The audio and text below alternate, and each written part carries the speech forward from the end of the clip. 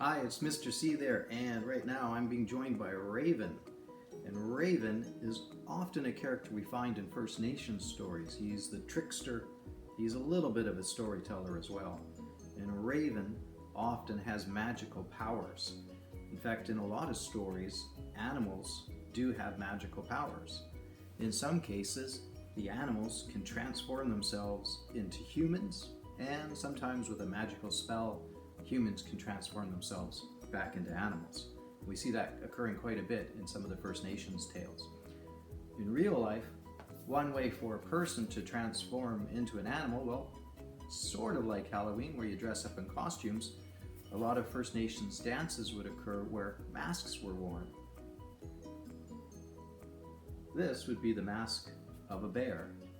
And in our story, which today is called The Woman Who Married a Bear, you're going to see some magic animals like a bear transform into a human or a human transform into a bear.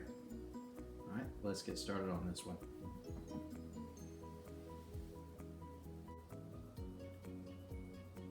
The Woman Who Married a Bear. It was the end of summer. The blackberries were as black as night and as sweet as sunshine. Another day of picking, grumbled a young, haughty girl as she and her friends left their village near the sea to journey up the mountain.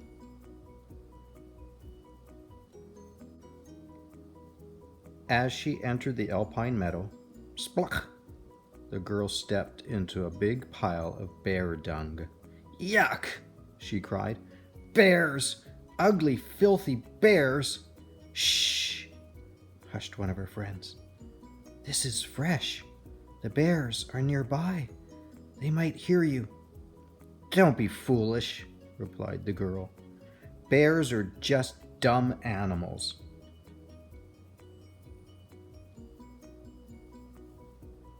When their baskets were full and the sun slipped behind the trees, the girl and her friends headed home. Snap! All of a sudden, the red cedar strap of the girl's basket broke. Her berries spilled across the forest path.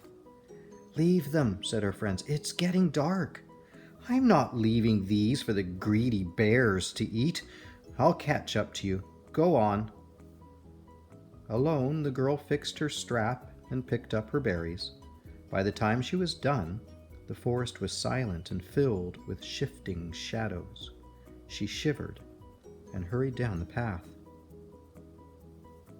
Snap! This time it wasn't her strap. It was the sound of a breaking branch. She spun around to face a man who was wearing a thick bear pelt.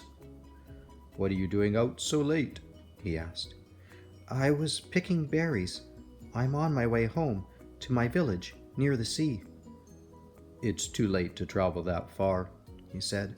My village is nearby. You must stay with us tonight. She had no choice. She knew that she would get lost if she continued down the mountain in the dark.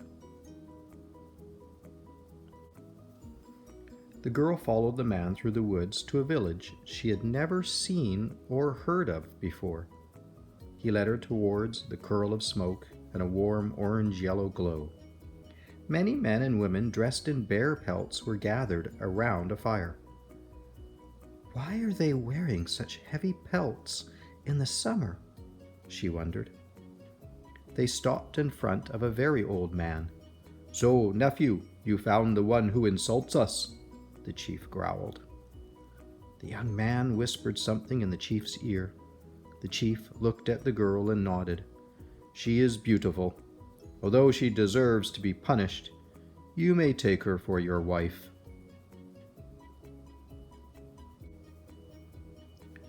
Frightened, the girl fled from the fire. Just as she neared the edge of the village, a tiny woman jumped out in front of her and squeaked, Stop! It was Mouse Woman, the ever-watchful shapeshifter who makes sure order is kept between humans and supernatural beings. Mouse Woman seized the girl's cloak and pulled her into a longhouse. Sit down, she ordered in a shrill voice. Your insults have angered the bear people. They don't look like bears, exclaimed the girl. Like me, The bear people can transform back and forth from animal to human," replied Mouse Woman. "You are lucky the chief's nephew wants to marry you. Now you must learn to respect your new family." As suddenly as she had appeared, Mouse Woman vanished. The girl buried her face in her hands. She could not imagine a worse punishment than marrying a bear.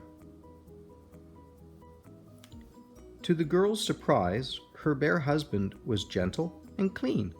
He gave her many soft furs to sleep on and delicious food to eat. "He may seem kind, but truly he is selfish. He forced me to be his wife," she reminded herself. Seasons came and went. In the summer, the girl became pregnant.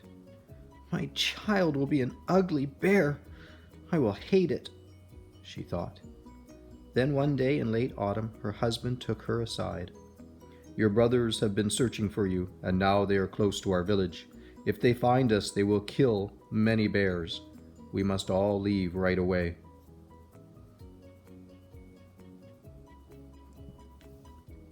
"My brothers? If only I could see them," she thought. But she knew that her brothers weren't as powerful as the bear people. If they found the bears, surely they would be the ones killed.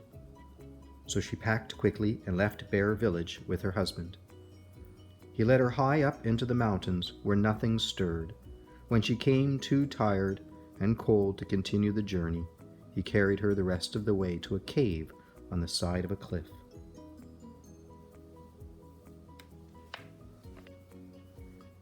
In the cave, the girl gave birth to not one, but two tiny creatures. Neither bear nor human. They were a mixture of both, with human child faces and bear cub bodies. Despite their bizarre appearance, the girl fell in love with them at first sight. They snuggled next to her day and night, nursing with their eyes closed. She slept most of the time, too, and so did her husband. Many weeks passed. The babies grew bigger, their fur grew longer and softer, and soon they tumbled playfully around the cave. The girl forgot about her brothers. Then early one morning she woke to faint shouts coming from the mountainside below. Leaving her husband and children asleep, she peered out of the cave's entrance and saw 4 specks, her 3 brothers and their hunting dog. Now was her chance to escape. The girl waved her arms, but her brothers didn't see her. They were heading in the wrong direction. How could she get their attention? She grabbed a handful of snow, packed it into a tight ball, and threw the snowball at them with all her might. The snowball rolled down the hill, coming to rest in front of her brother's dog. As the dog sniffed it and began to bark, the girl's eagerness turned to hesitation at the thought of leaving her children.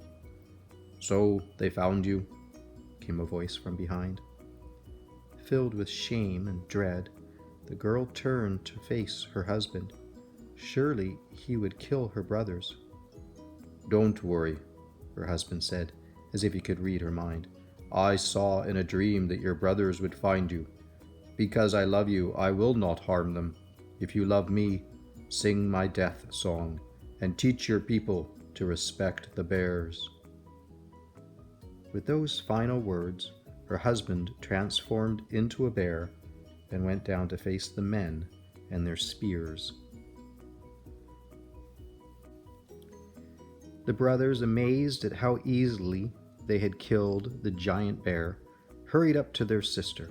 "Don't cry now, we have saved you." But she didn't stop weeping. The brothers were bewildered until their sister's children emerged from the cave. They realized then just how closely she had been living with the bears. "Time to come home," they said gently. "Only if you join me in singing my husband's death song," she replied.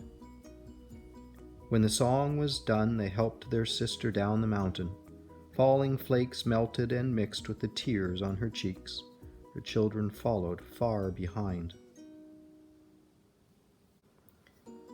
In the village near the sea, everyone gathered in the longhouse to welcome home the girl who was now a woman and her strange children. Despite the celebrations and the joy of being reunited with her friends and family, the woman's heart ached. As she comforted her children who huddled by her side, she thought about how wrong she had been to ever belittle the bears. They deserved great respect. Over the years, the woman taught the villagers to hunt the bears only when necessary, and to do so with deep reverence. She was happy to be sharing what she had learned, but she felt out of place, and so did her children. She often caught herself growling softly and craving raw salmon. One day her brothers brought her 3 bear pelts to make into clothing for the coming winter. When they left, the woman stroked the fur, remembering her husband. Impulsively, she placed 1 pelt on her back and the other 2 over her children. The woman's clothing melted away into the fur. She fell on all 4s like her children. Hair sprouted over their faces, and within seconds, they had completely changed. The woman and her children were now 3 beautiful bears.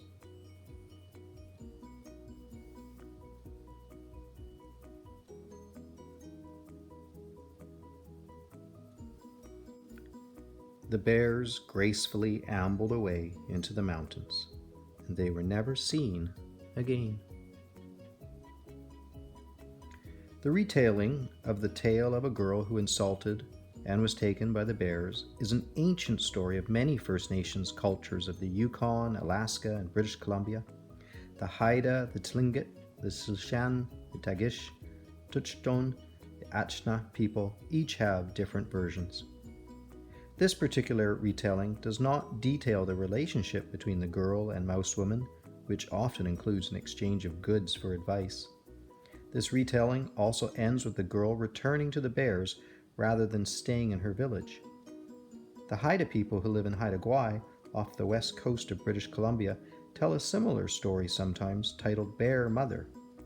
In Bear Mother, the young woman returns to her village and does not leave to go back and live with the bears, although her 2 cub children do. She stays, marries, and gives birth to human children who establish the Haida Bear clan. Tales of marriage between animals and humans are found in many different cultures and often include the transformation of an animal into a human. In The Woman Who Married a Bear, the human becomes an animal.